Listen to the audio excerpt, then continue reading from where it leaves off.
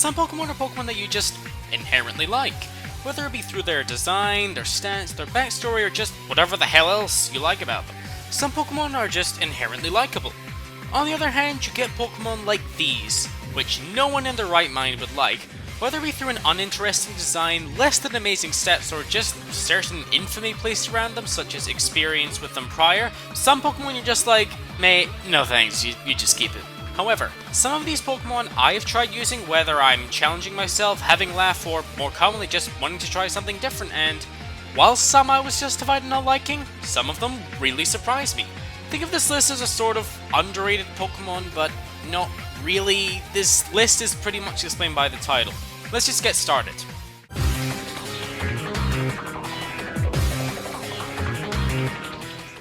Jumpluff. Even as a kid, I thought this thing looked really doofy and just not cool at all. On top of that, I never thought it was that good because I one-shotted it every time I battled one. But one time playing Pokemon Colosseum, I decided I would finally try using one, and the sailing was not that smooth.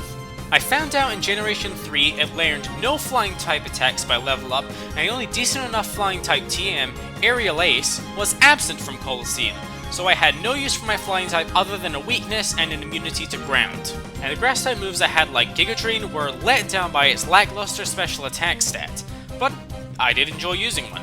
Watching Gossie, that's what I called her, bounce there all the time with those awkward square shadows got a smile out of me every time, and its surprisingly good speed coupled with Sleep Powder really worked wonders for me. Honestly, I had the easiest time against Mirror Bee ever when I was using my Skip Bloom because Sleep Powder was landing every single turn. Her bulk in places was surprisingly not bad, surviving quite a lot of hits I thought she'd die from, and was just overall a pretty solid member of my team. She got me through some rough battles, and she's fantastic because of that. I still would not use a Jumpluff in any other circumstance, but my cute little Gossie in Colosseum was actually surprisingly useful. Very nice, Gossie.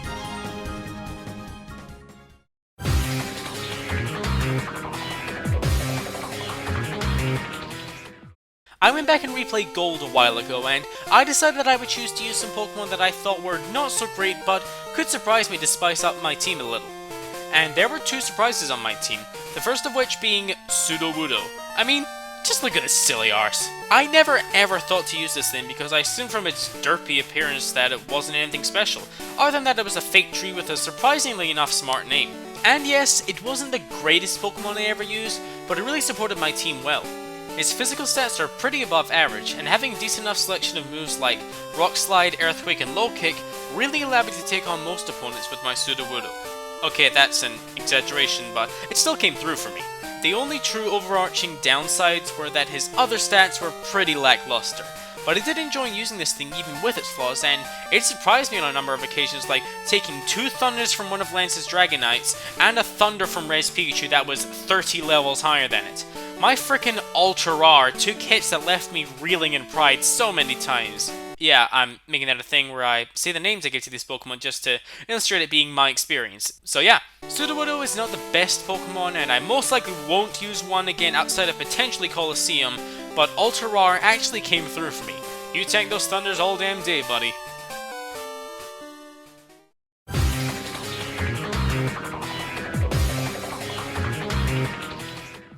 Now for the other surprise from my Gold playthrough. Allow me to preface this. I like Togepi because it's so goddamn adorable. I like Togekiss because it's a fantastic Pokemon in the story playthrough, and the metagame due to it being the perfect Garchomp counter. But Togetic never seemed to stand out to me at all, and seemed really worthless. So I used it in Gold, and Jouer really came through for me. While it was a long, tedious grind in Gold to get my friendship all the way up, I was met with my Togetic that really showed her strength in this playthrough. She ended up being quite resilient in the special defense department, complementing well with Ultra Rar's physical stats, and while a lot of her attacking moves were only okay, like using Fly and various other attacks like that, surprisingly, her talents came through in the use of Metronome. No, seriously, Metronome was my main move. I don't even know. Honestly though, Metronome came through so much for me if I ignore those times to let loose a self-destruct or explosion while getting my friendship up, since I ended up getting incredibly and scarily damn lucky with it. Now, to be blunt, I'm not the luckiest guy in the world, but Xue's metronome made me feel like I was. Going up against one of Claire's Dragonairs and getting Spore first attempt, up against my rival Sneasel and getting Karate Chop. But the most amazing one for me was against Lance when Xue was against his strongest Dragonite, and got Defense Curl, then Rollout with his Dragonite hitting himself a Confusion at the right times, and my Quick Claw activating at the right times to decimate him. That was unbelievable. I fucking love you, Xue. You made me feel lucky in this RNG-based game. Hell yeah.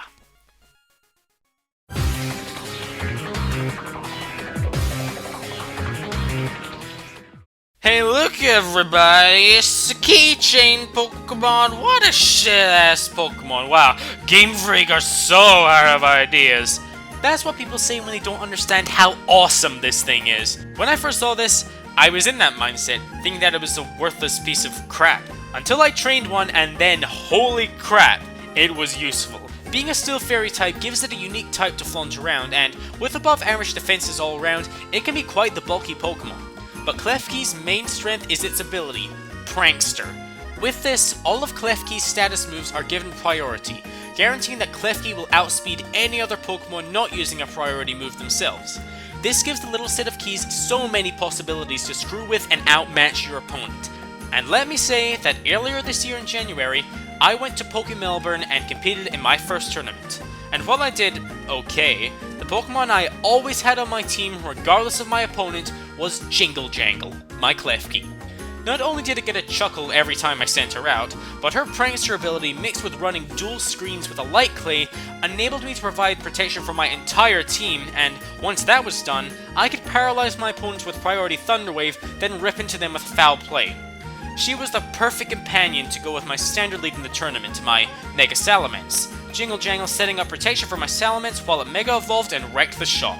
This was the starting combo that won me a lot of battles. Frickin' Jingle Jangle. You show off your talents so well, my little friend. Thanks for being an awesome surprise to come out of X and Y.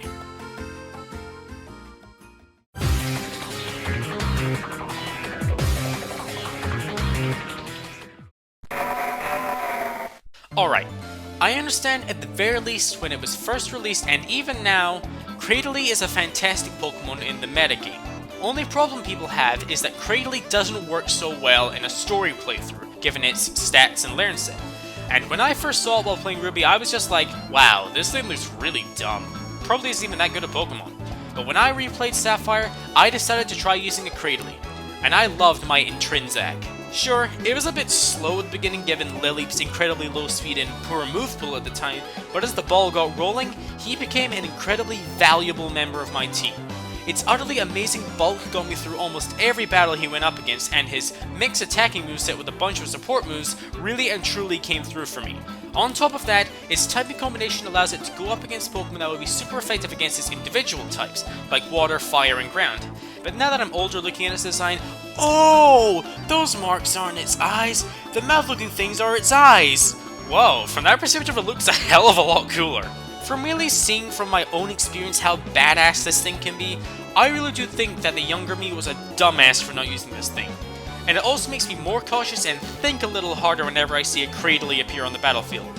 Oh, and Dookie Shed makes a good point too. Its dicks can shoot acid! What does your dick shoot? Not fucking acid!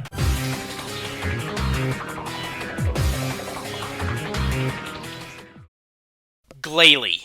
I have heard nothing but talk about this thing either being incredibly mediocre or even just being plain bad. And yes, its design isn't the most interesting, just being a floating head of ice with horns, and its mega form gives it a weird gaping mouth that he seems incapable of closing, but I actually enjoy using one in 2 separate playthroughs. Along with Intrinsic and Sapphire, I used my Glalie Issacal, and while he was not the most spectacular member of my team, he got the job done. He worked well with my selection of Pokemon and came through for me. That's about all he did for me in Sapphire, unfortunately. In Alpha Sapphire, however, my Glalie Frozel shone so bright thanks to his Mega Evolution. Sure, it may look a little bit dumb, but it can wreck the shop with improved offensive stats and a massive boost in speed, as well as his greatest strength summed up in 5 words. Refrigerate Boosted Stab Hyper Beam.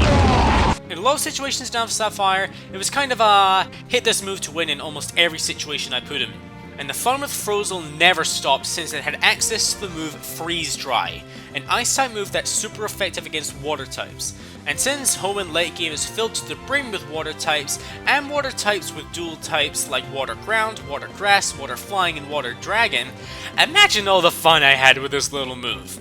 Frozel by himself managed to sweep Wallace's champion team before Sky Pillar. That's the true beauty of Frozel and Freeze Dry. Clearly gets the short end of the stick a lot of the time. Give him some love too, guys.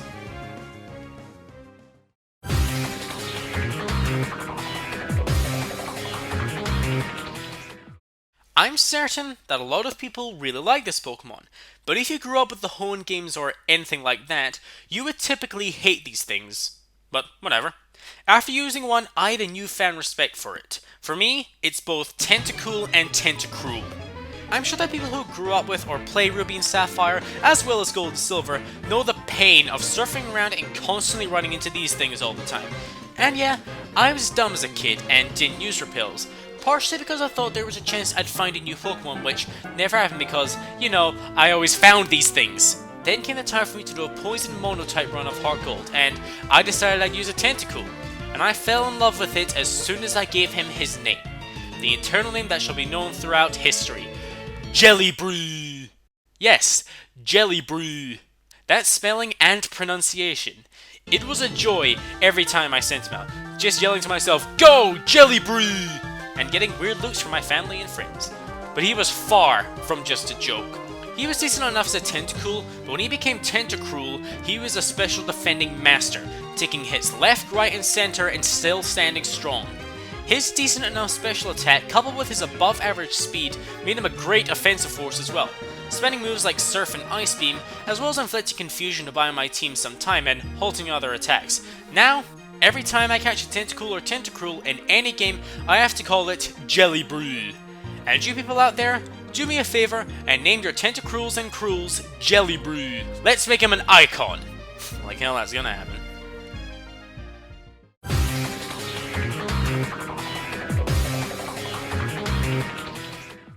I wonder how many people actually remember this Pokemon. Yeah, Jellicent. The only time I ever hear this Pokemon mentioned is when people are talking about his creepy Pokedex entry about him dragging ships to their doom. Other than that, most people I know barely even remember this thing. And from my experience playing White and Black 2, I always saw this thing as a weird looking Pokemon that always seemed to get taken out sort of easily with no hassle, really not leaving too much of an impact on me. But then Poke Melbourne happened. The Jellicent I used in this tournament, named Kissy Kiss, was actually the inspiration for making this list. My EV trained, max special defense, max HP, water absorbed Jellicent. I remember some guys that went up against seeing Jellicent in my team roster and literally asking what the hell it was. So few people actually even remembered this thing. And in 2 of the battles I actually won, this Jellicent was the deciding factor. I was absolutely amazed seeing her in action. She threw surprise after surprise at me, from taking a Brave Bird from a Talonflame and a high jump kick from a Mega Lopunny in the same turn and surviving, outstalling and checkmating a Milotic to seize a victory, and a fantastic achievement being stuck in a 2-on-1 situation against a Ninetales and a Charizard, taking Solar Beam after Solar Beam as well as burn damage every turn, and still managing to Toxic Stall out both of them. When my Jellicent wrecked my opponents, their responses were akin to they never expected a Jellicent to appear, or they had forgotten it even existed, so they had no idea how to take her down, which was her trump card. Seriously, Kissy Kiss came in more useful than my Assault Vest Goodra and my goddamn Mega Blaziken. Ask me before Poke Melbourne whether I'd find a Jellicent more useful than a Mega Blaziken, and I'd tell you, no, what are you, some kind of idiot? But Kissy Kiss proved me wrong. I love this thing now. Kissy Kiss, my saving grace.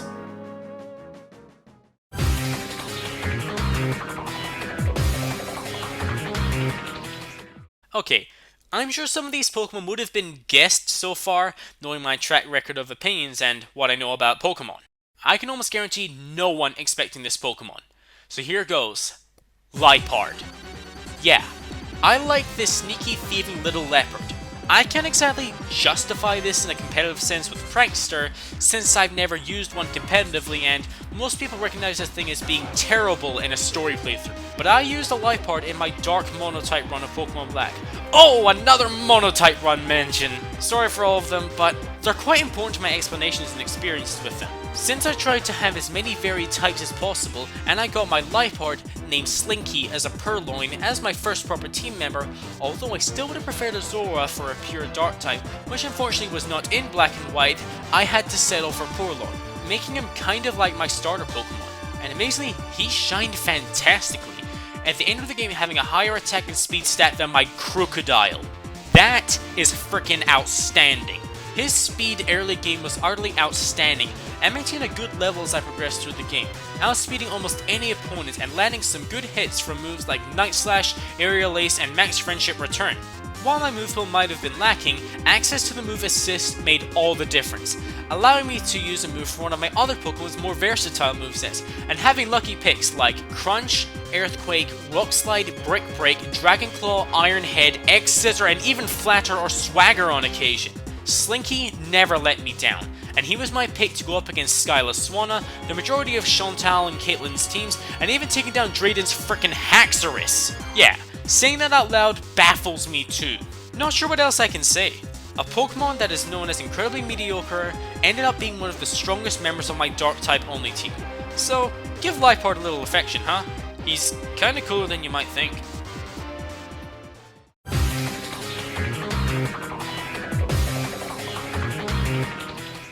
I'm not sure how surprising liking this evolutionary line is, but whatevs. Since the very first Pokemon games, this evolutionary line has been an infamous nuisance to players that I have no problem with whatsoever. My number one of this list is Zubat, Golbat, and Crobat. Typically a lot of people love Crobat since it's absolutely amazing, but tend to dislike or even hate its lower stage evolutions. For me, however, I like all of them. For Zubat, I never got too annoyed running into them one after another in Dark Caves. I really think people just exaggerate it to make it a more amusing topic to talk about. Zubat early game is not a terrible Pokemon, and can come in handy due to its number of resistances to early game Pokemon, as well as using its trademark Supersonic Confusion stunt against your opponents. Besides, I always felt that Zubat was pretty cute. No clue why, but just do. In terms of Golbat, it's kinda weird. The main reason I like this is because of its doofy ass design. I mean, look at his giant mouth! It barely looks functional! Where would the food go? I just think it's silly every time I see one, and that alone makes me like him to a degree. And the guy that everyone loves, Crobat.